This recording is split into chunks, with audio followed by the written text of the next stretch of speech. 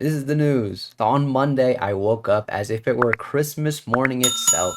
Opened my eyes, first thing, the same thing that I do every day: grab my phone, go on Twitter to see what news is dropped, and lo and behold, the very first thing I got to see is this wonderful new trailer for the upcoming Hawkeye series on Disney Plus. Disney Plus has been putting out different series based on the MCU Marvel Universe for since the start of this year, right? We've gotten WandaVision, Falcon and Winter Soldier, Loki, and they are currently going through an animated series called What If. They've all been received positively with different varying degrees of positivity, of course. But yeah, for the most part, they're hitting spot on. And after watching the trailer for this, in my personal opinion, I am very much looking forward to it. I like the premise. Yeah, I like the idea that this girl is taking on the mantle that he left behind from his time alone without his family, going out and about as the Ronin, kind of as a vigilante on his own, getting into making all sorts of enemies, I would imagine. And now, because of that time that he spent doing that, those kind of ghosts have come back to haunt him, and now she's in the mix of it.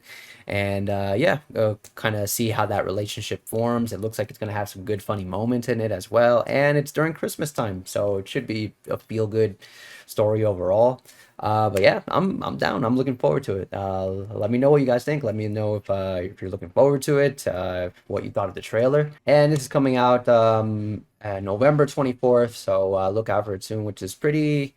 Yeah, it's pretty genius. It's starting, I would assume, around Thanksgiving time in the United States, and I assume when the series wraps up, it should be around Christmas time, probably maybe heading into New Year's, but yeah, around that time frame. So yeah, looking forward to it. After checking that out, I was caught very much off by surprise with review scores coming in for the new game Deathloop. So the game came out this week. It's coming from Arcane Studios. If you haven't heard from them, they've made games like Prey and Dishonored, and they are a part of Bethesda Studios as well, which just recently joined up with Xbox for exclusivity to for their games to come out only on that console. So this is kind of a win for both sides, right? I mean, you have Xbox users pumped by the fact that, this studio is basically going to be 100% committed to making Xbox games in the future. And of course,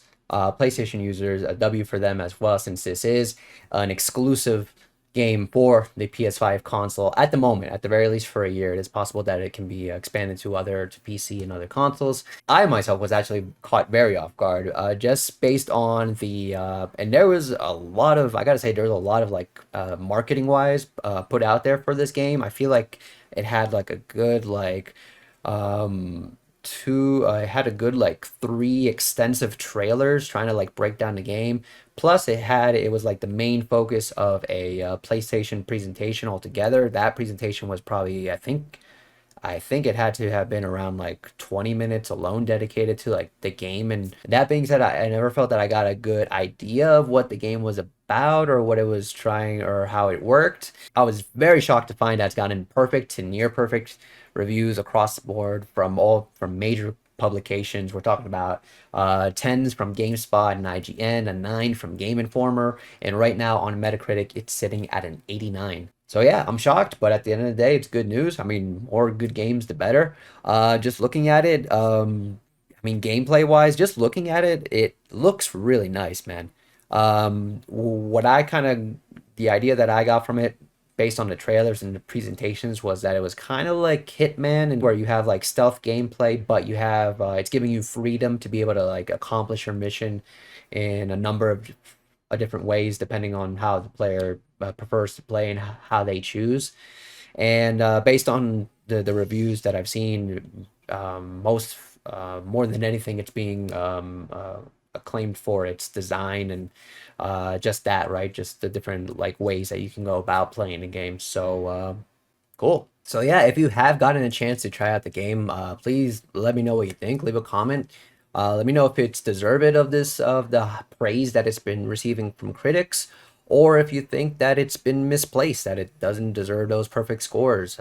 Right now, on Metacritic itself, the user scores for the game are sitting at a 6 out of 10 based off of almost 400 reviews. So it's quite a drastic difference compared to the critic reviews. But then again, with user reviews, there's a whole bunch of issues like such as review bombing and whatnot. So yeah, let me know what you think.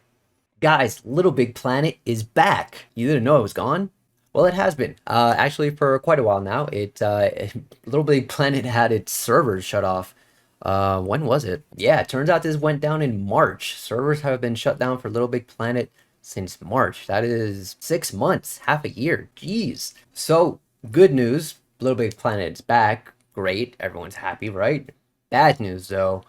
Not everyone is happy because Little Big Planet users on PS3 and PS Vita actually can't access the multiplayer aspects of the game anymore. So the reason the servers were taken down in the first place is due to hackers and cybersecurity reasons. To come back online, their only solution was something that worked for the PlayStation 4 and not these older consoles.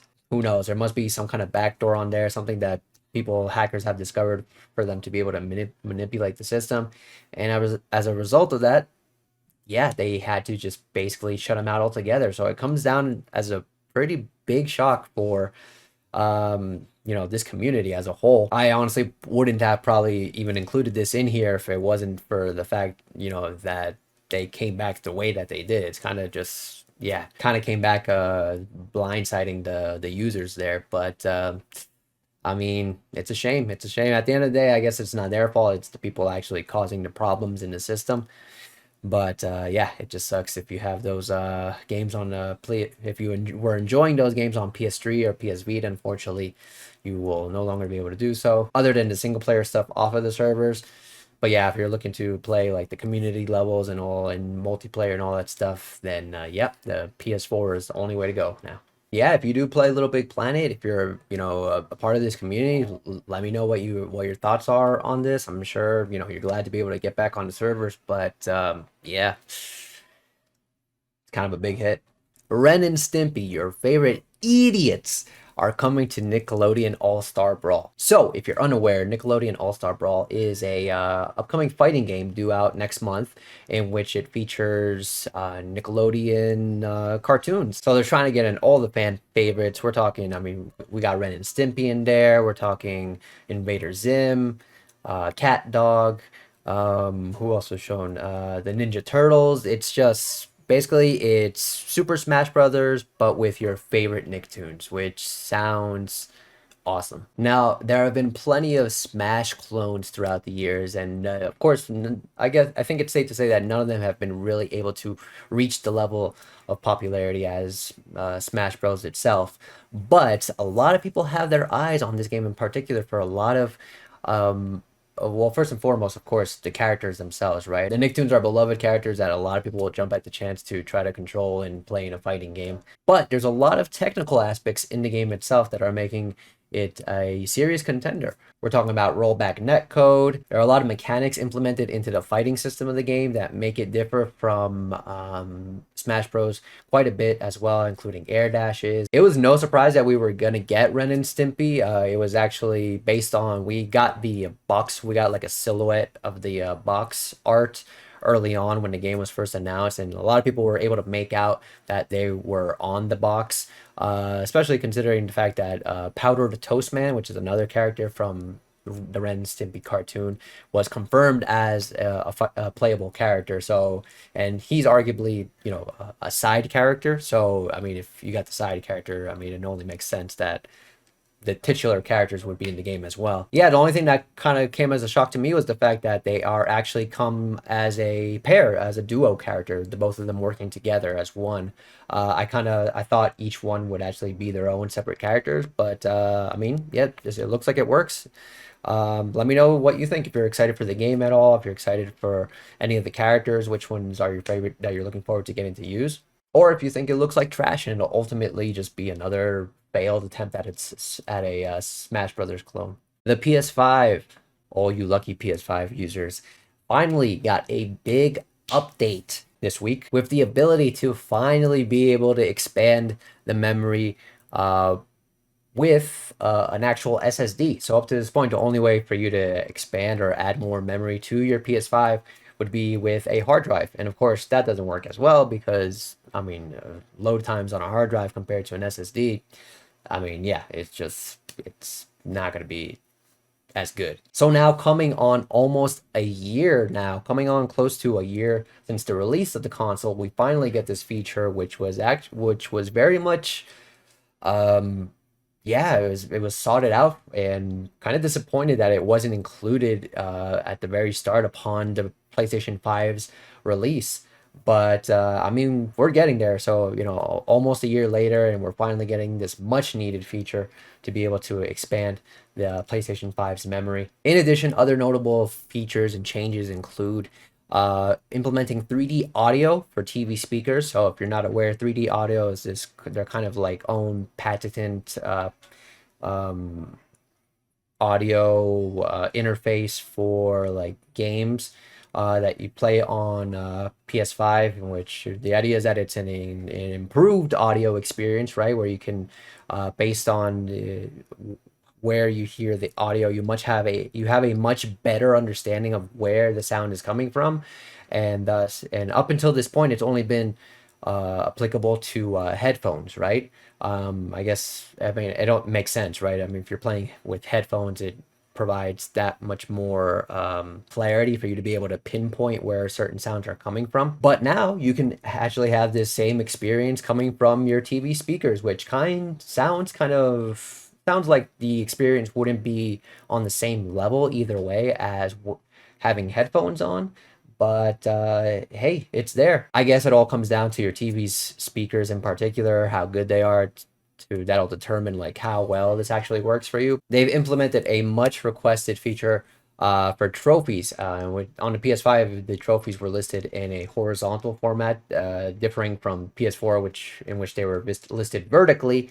They now added that vertical listing back to the PS5 because it seems that people were much more preferred that version, that format a lot better. So now you can see your PS5 trophies on your PS5 in vertical glory. And yeah, a number of other different features and changes added as well. I'll add a link, of course, to this story in the description so you can check that out for yourself if you have a PS5, so you can see all the different features that you have access to now. So yeah, if you do have a PS5, first of all, screw you.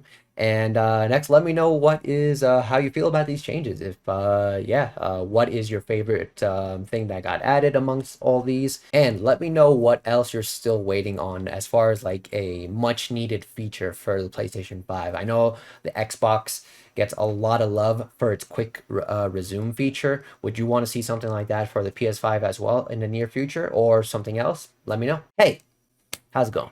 I'm going to take a moment here. If you like how I'm presenting the news thus far, please go ahead and hit the like button. It's not a commitment of any kind. So if you think, if you keep watching the video and think that, oh, this guy sucks, you can always hit that dislike button.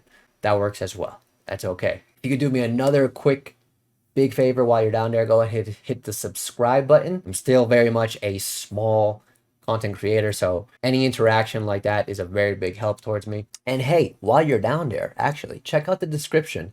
In there you're going to find a link to my Twitch channel. That is actually where I do live streaming, where I would be live streaming this show if I didn't have a unstable connection today. But that's the idea. I want to do these shows like live on Twitch. So if you want to be there for that experience, to be able to chat and ask questions while I'm actually recording and doing the show live, go ahead and catch me on there. And otherwise, I'll be uploading the edited versions here on YouTube for you to check out as well. But yeah, thank you so much for your support, for watching up to this point, and let's get back to it. Big news coming out of Deadline. Christopher Nolan's next big feature film will actually be coming out of Universal Pictures, as opposed to Warner, who he's been known to have a relationship for the past 20 odd years or so. If you're not familiar, Christopher Nolan is a director who's been responsible for many very well received films, most notably and most popularly, of course, the Dark Knight trilogy. Outside of that, though, Inception, which is very popular, one of my favorites, and most recently, Tenet. So this is a very big deal for a number of reasons. First and foremost, in regards to the streaming versus theatrical release of movies coming out nowadays. It's been known that Christopher Nolan is very much on the side of preserving that, theater experience, right? Especially the way he makes his movies. It's very much dependent on the fact that you are watching his movies in a theater, right? To get the full experience and full immersion, right? In terms of the picture, what you're seeing on the screen, and the sound. Sound is a very big deal for his movies. So it's actually the reason that I haven't seen one of his movies, Dunkirk. That movie received very high accolades in regards to its sound design. Unfortunately, I didn't get a chance to see it in theaters, and as such, I've kind of just been like begrudgingly avoiding seeing it in any other format because I know it just won't be the same and it sucks. We actually got news from the Hollywood Reporter the following day that there were a number of demands that he put out in order to kind of that supported that kind of mindset of preserving the theatrical experience. Most notably, the fact that he was asking for at the very least 100-day theatrical window, which differs greatly from a lot of the studios what they're doing nowadays. A lot of them, such as Warner with HBO Max, they're releasing a lot, if not most, of their films day and date at the same time, theaters and on their streaming service. Disney did that with Black Widow earlier this year, although they are starting to stray away from that, having released Shang-Chi just a couple weeks ago. But the theatrical window has been reduced compared to pre-COVID times, right? Now being reduced down to just 40 days. So that 100 plus theatrical day window is a very big deal in regards to streaming versus theater. In addition to that, we're talking among his other demands, $100 million for the budget of the film, the same amount dedicated to marketing for the film as well. Complete creative control. So nobody can tell him jack as far as how what is done in the movie and how it's done. 20% of the first dollar gross, and a blackout period in which the studio cannot release any other movies 3 weeks before and after the release of his movie. So Hollywood Reporter paints this picture of a number of different studios going up to Nolan's house basically for his for a presentation of his next big film, which we actually heard about. I want to say maybe a couple weeks back. It's going to be in regards to Oppenheimer and in regards to his creation, his part in creating the atom bomb, right, the nuclear bomb. Right off the bat, very interesting premise. I mean, I think I would be very interested to see something along those lines coming from Christopher Nolan. So of course these studios were salivating at the chance to be able to work with him. Now that his relationship with Warner, based off how things went down with Tenet, were kind of fractured. So Warner at the moment are very focused strongly at the in on expanding their streaming platform, HBO Max, and trying to get as many subscribers on there as possible. And their strategy to go about that is releasing their films day to date, same day as theater, as well as on the streaming platform. And Christopher Nolan doesn't like that. So they paint a picture in which a number of studio heads from different studios. We're talking about Sony, Apple was in the mix, and of course Universal going up to his location to kind of get the pitch and I guess start a bidding war, I guess, of some sorts. It's notable that Apple was there and that they backed out because, of course, the whole idea of streaming, right? It's actually mentioned in the article that Apple backed out, namely because of the theatrical window, right? That they weren't willing to give that big of a theatrical window, which kind of lines up with the way Disney are going about it, the way Warner are going about it. Basically, all these different, the streaming services. So yeah, it's interesting on that front, right? And that idea of the whole, streaming versus theater conversation. But also, I like to look at it also just in the terms of the sense of the angle of the power of a creator, right? A lot of times you hear stories about studios and executives getting involved with the creation of films and directors and having to kind of compromise on how they want certain things to come out in the movie. So I see this as a big W for Christopher Nolan as far as showing that there is still a chance for creators to actually have um, their um, value recognized, right? That it's not the creator, seeking out these big studios in order to get their ideas to come to life, their movies, music. You can apply this to all different kinds of mediums, but it's not the individual seeking out the big corporations, but instead the other way around, as it I feel it should be. The corporations should be adhering to the creators vision and the way that they the kind of the vision and the way that they feel that their piece of art would be depicted in the best way possible. So good for Christopher Nolan. We see that it's possible. All you need to do is prove that you can make blockbuster movies, about a good like handful of them beforehand, and you too can muscle big corporations to do whatever you want. The last little bit of news come out of Tuesday was the delay of Dying Light 2. It was slated for release for December 7th, and now it has been pushed to February 4th of next year. So I've never played Dying Light, and as thus, I was not particularly looking forward to Dying Light 2, so I have no say in this whatsoever. But if you are a fan of the game, let me know how you feel about this. I mean, I think in general, game delays, people are pretty, accepting of it, considering that the idea is that, the final product will come out that much better. So, yeah. And on the heels of that news, the following day we received, guess what? Another delay from a different studio, this time from EA for Battlefield 2042. So this was slotted for release on the 22nd of October, and now it will be coming out on the 19th of November of this same year. So not even like a month delayed. So it's not a huge delay, but a delay nonetheless. But yeah, again, another game that I'm not particularly, looking out for. So if you are a big fan of Battlefield franchise, how do you feel? I'm sure, like, for the most part, it's not a huge deal. I mean, it's less than a month, so I would assume people would are having don't have too much of an issue with it, right?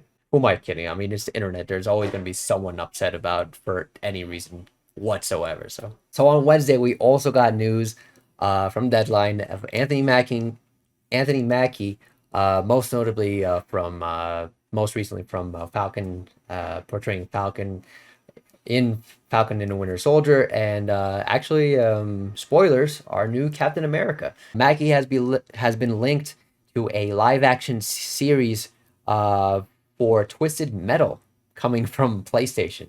So yeah, did not expect that either. So we actually haven't seen Twisted Metal since 2012. I forgot about that one actually. They did it was kind of like a reboot. It was just called Twisted Metal. Yeah, it was kind of just like a reboot to the whole series. And I don't know anything about that game. I don't know if it has good reviews, if people like it or not, but yeah. It's kind of crazy that we have this live action series in the works. And yeah, Anthony Mackie is going to be a part of it. He's going to be playing a character called John Doe, which is actually an actual character from the games. It actually rung a bell because I was very fond of playing Twisted Metal Black back in the PS2 days. I played this game quite a bit back in the day, actually, and my favorite part about it, other than you it's basically like battle cars and you're like have weapons and you're exploding and it's all loads of fun. But I really liked these. You get a cinematic cutscene for each character at the very start, kind of explaining who the character is, which this is what we're seeing right now. That the cutscene for John Doe, this is who Anthony Mackie is going to play. Not this guy. This is Calypso. Calypso is the one that comes in and kind of offers him the deal to participate in the kind of battle card madness, right? That is Twisted Metal. John Doe's story in particular is that he's lost his memory, right? So Calypso comes in saying, "Hey, I can tell you who you are, but you gotta, play this crazy game where you could potentially die." And he does it. So reading this article from Deadline, it seems that it's going to differ a bit in the sense it seems really from what it sounds like it's going to be like a what's the movie like Mad Max kind of setting where it's like post-apocalyptic and somebody's going to give him a reason to like deliver a package like cross country apparently.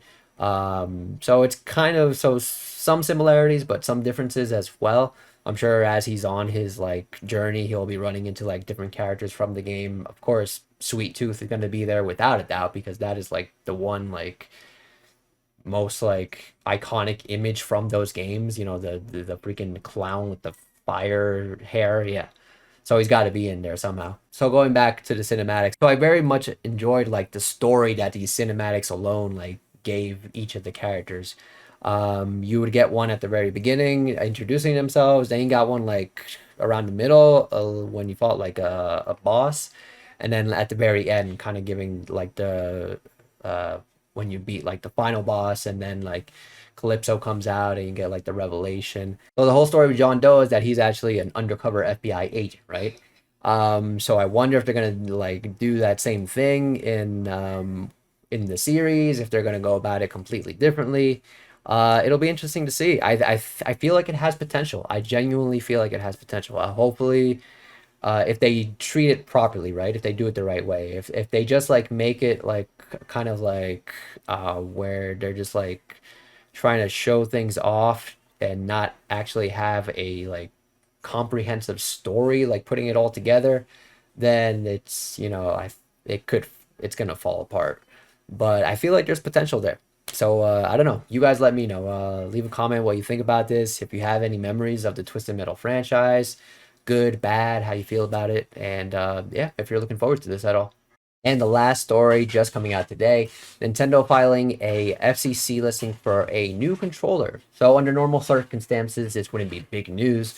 Companies, Nintendo, Sony, they take out listings for the FCC all the time for, products that actually never even see the day of light. So this may be absolutely nothing. But the reason that it is of some notable interest is the model number given to the listing. That being the model number subsequent to the wireless SNES controller that was released some time back, right?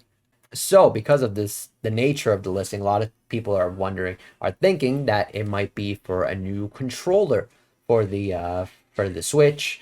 Whether that means a new Joy-Con, possibly a new Joy-Con with the issue of the joystick drift being addressed, which has been a long documented issue with the console since its release, and one of the main reasons actually that I've been kind of hesitant to get the Switch altogether. Them releasing a new version of the Joy-Cons would actually be I'm sure would be very well received, or it could be very well just be another new like different time kind of wireless controller coming out for the console as well.